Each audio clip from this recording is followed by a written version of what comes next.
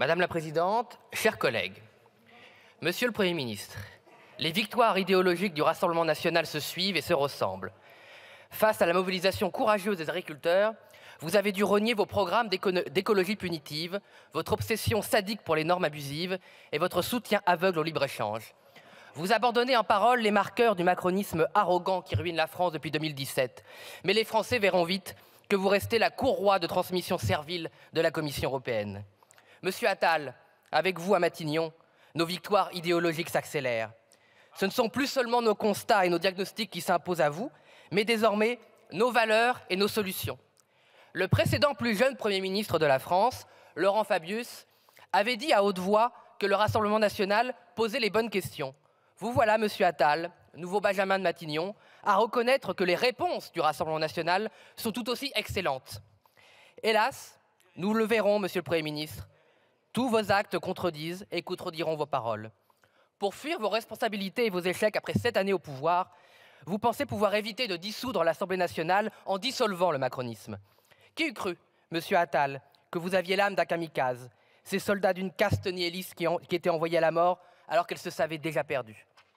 Pourtant, cette ultime tactique du système pour conserver le pouvoir se fracassera vite sur les incohérences d'Emmanuel Macron, faisant hélas perdre un temps précieux à la France et aggravant les difficultés des Français.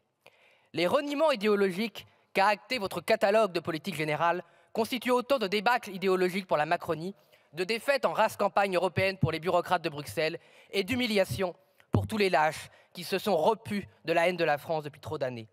Néanmoins, votre aveu de défaite est une espérance de victoire pour les Français avec Marine Le Pen. En effet, les victoires idéologiques précèdent toujours les victoires politiques.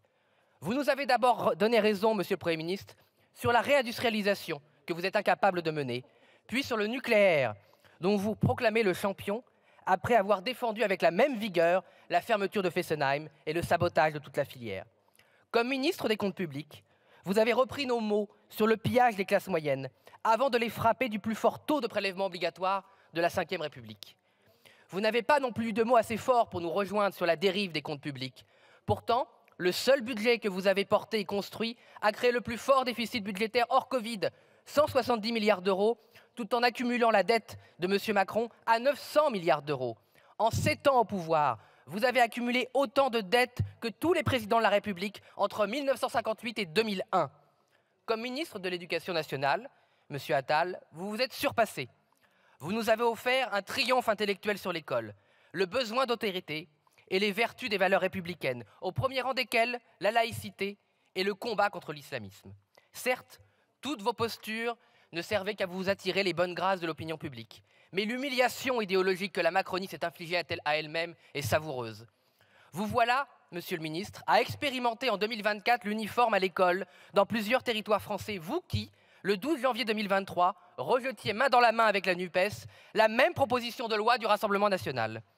Dans votre discours, monsieur le Premier ministre, vous avez confirmé, net qu'à votre poste, que pour combattre le Rassemblement national, seule force politique que vous avez nommément ciblée.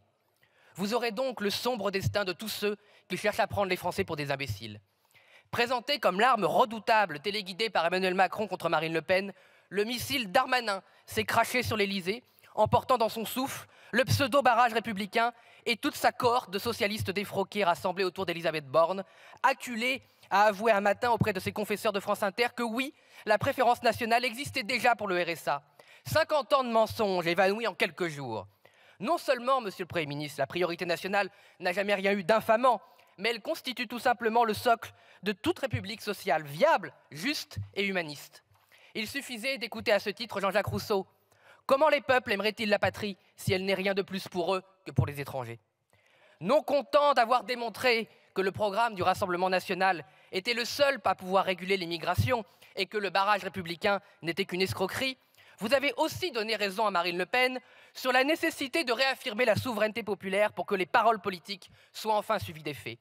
En dénaturant gravement l'état de droit pour faire jouer au Conseil constitutionnel un rôle politique contraire à l'esprit et à la lettre de notre République, Emmanuel Macron a justifié qu'il faille consulter nos compatriotes par référendum pour que la volonté populaire s'impose au gouvernement des juges et aux bureaucrates européens.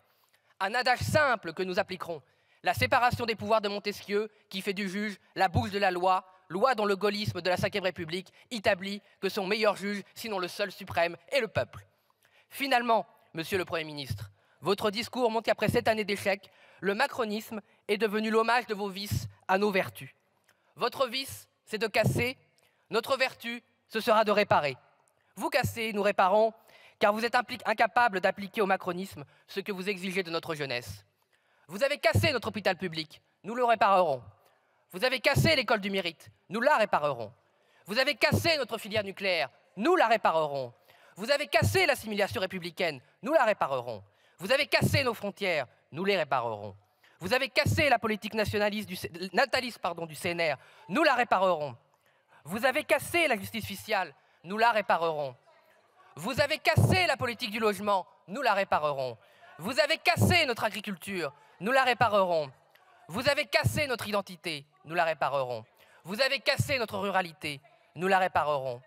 Vous avez cassé les liens entre les Outre-mer et l'Hexagone, nous les réparerons.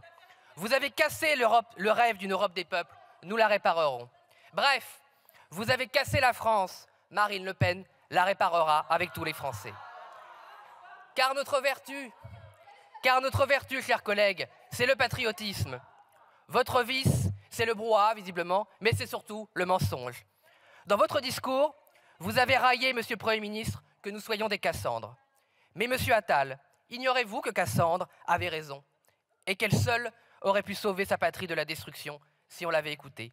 Nous sommes fiers d'être des Cassandres, car nous savons que le macronisme est le cheval de Troie de tous les maux qui ont affaibli et affaibliront la France.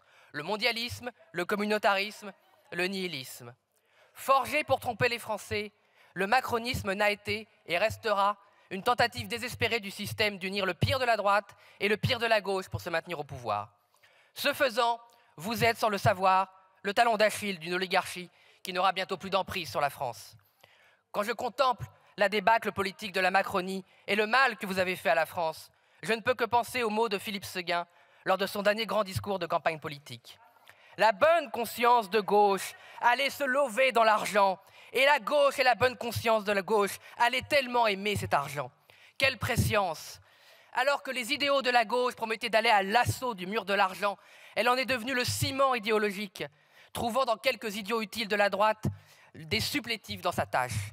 Philippe Séguin avait annoncé que la gauche du fric et la droite alimentaire, ce sont ses mots, allaient s'allier dans un monstrueux accouplement. Il ne savait pas que cette coalition serait le macronisme. Toute votre politique consiste à piller les classes moyennes et populaires, les entrepreneurs et les agriculteurs, les travailleurs et les retraités, au seul bénéfice d'une caste de privilégiés qui amène toute l'économie occidentale dans le mur, en particulier en France et en Europe. La crise de l'agriculture le démontre encore de manière tragique. Alors que nos compatriotes ont massivement soutenu la mobilisation de Françaises et de Français qui voulaient enfin vivre de leur travail, de leurs terres, de leurs compétences, de la noble mission de nourrir notre peuple, de faire vivre notre gastronomie et de perpétuer nos traditions, vous n'avez répondu que par une énième politique du chèque. Aucune remise en cause, évidemment, du pouvoir exorbitant de la grande distribution, de leurs centrales d'achat et du condominium qu'elle forme avec les multinationales de l'agroalimentaire. Alors que la France traverse la pire crise d'inflation alimentaire que notre peuple ait vécue depuis 50 ans, rarement les agriculteurs n'ont aussi mal vécu de leur travail. Ce paradoxe intolérable montre bien que le sacrifice du pouvoir d'achat des familles ne permet en rien d'améliorer le revenu des paysans. Entre-temps, par contre, les marges de l'agro-industrie ont bondi à 40-50%, un niveau indigne contre lequel votre gouvernement ne fait rien, sinon mendier des gestes qui n'arrivent que dans votre imagination. Ainsi, l'ironie a voulu que les fameuses négociations commerciales pour faire baisser les prix alimentaires entre la grande distribution et l'industrie se sont achevées en même temps que la crise agricole. Résultat, les prix continueront d'augmenter de 2 à 3% à cause des multinationales, pendant que les TPE-PME feront encore et toujours des efforts. La hausse exorbitante des prix des biens de première nécessité sera donc définitive. Et vous n'avez fait que balader les Français depuis 2 ans sur des baisses que vous saviez jamais ne pouvoir obtenir. Vous avez couvert la gloutonnerie des multinationales, profiteurs des crises, qui estiment qu'ils doivent toujours gagner plus d'argent et que le tumulte de nos sociétés ne les concerne que pour trouver des prétextes à spéculer et à s'en mettre plein les poches. Vous refusez le rôle d'arbitre que l'État doit avoir pour éliminer les abus, les ententes et rétablir des relations loyales, mais aussi une économie saine. Vous vous prétendez libéraux, mais vous n'êtes que dans la connivence et la défense des positions dominantes. Votre mépris systématique contre la France du travail et de l'entrepreneuriat est bien visible dans votre politique fiscale qui vise depuis 7 ans, je l'ai dit, à tondre les Françaises et les Français enracinés au profit des nomades, des oligarques qui disposent comme bon leur semble de leurs capitaux par-delà les frontières. Quand vous étiez ministre des Comptes publics, vous avez annoncé, monsieur Attal, que vous souhaitiez un plan Marshall pour les classes moyennes, reconnaissant de facto qu'elles étaient en ruine après 5 ans de guerre menée par Emmanuel Macron contre la France du travail. À ce titre, monsieur le Premier ministre, vous avez ressorti cette belle promesse de baisser de 2 milliards d'euros les impôts de la classe moyenne pour la Saint-Glinglin, tout en augmentant immédiatement de 4 milliards d'euros la taxe sur la facture d'électricité, avant d'augmenter le 1er juillet de 10% la taxe sur le gaz. Ce mépris pour la France du travail est la raison pour laquelle vous êtes si intimement liés à l'idéologie mondialiste et au traité de libre-échange, que vous signez au mépris de l'intérêt des Français, mais aussi au mépris même de l'écologie que vous ne défendez que lorsqu'elle vous le donne un prétexte pour taxer nos compatriotes et leur imposer je ne sais quelles normes d'où vous exemptez nos concurrents. À ce titre, monsieur le Premier ministre, vous avez supprimé 10 normes dans l'agriculture. Félicitations, sachez qu'il vous en reste 399 999. Vos déclarations sur les traités de libre-échange en général et sur le Mercosur en particulier relèvent tout simplement de l'escroquerie politique. Vous mentez éhonteusement aux Français quand vous prétendez vous opposer au mondialisme ou défendre une exception agriculturelle. Si nos paysans n'avaient pas manifesté, vous auriez continué à laisser filer les négociations avec le Mercosur, comme vous avez laissé aboutir, dès que les médias avaient le dos tourné, les traités avec la Nouvelle-Zélande, le Chili ou le Kenya. À ce titre, monsieur le Premier ministre, où en est le vote du CETA par notre Parlement? Voici bientôt 7 ans, cette année, que le Sénat français est privé de vote et que cet accord s'applique au mépris de la souveraineté française. Cette situation ubuesque montre bien que votre propagande sur une souveraineté européenne n'est rien d'autre qu'un mensonge d'État. Une nation est souveraine ou ne l'est pas. Elle ne peut pas être souveraine à moitié, comme le notait à nouveau Philippe Séguin. Si la Commission européenne est souveraine pour négocier les accords commerciaux, alors la France ne peut plus s'y opposer.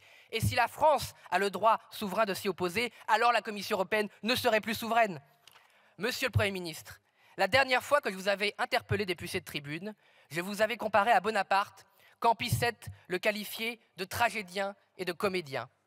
Vous pardonnerez mon manque de modestie en constatant que j'avais démasqué ici votre talent pour incarner tout et son contraire.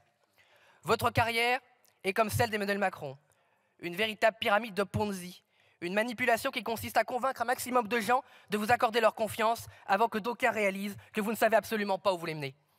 Nous vous ferons, pas aujourd'hui, le plaisir de vous censurer et de pouvoir simuler d'affronter des oppositions stériles. La NUPES jouera parfaitement ce rôle d'opposition fantoche, elle qui par 2 fois a cocufié ses électeurs en vous offrant le pouvoir. Arrivera bien assez vite le moment où vos actes trahiront votre vraie nature d'avatar d'Emmanuel Macron. Ce jour-là, ni vos comédies, ni vos tragédies ne vous sauveront. Alors, monsieur le Premier ministre, ce jour-là, nous vous censurerons. Car, monsieur le Premier ministre, n'est pas Bonaparte qui veut. Et comme le disait le Concile lui-même, du sublime au ridicule, il n'y a qu'à pas. Quand Jupiter vous retirera ses faveurs, la gauche tarpéienne sera si proche du Capitole. Je vous remercie, monsieur le député.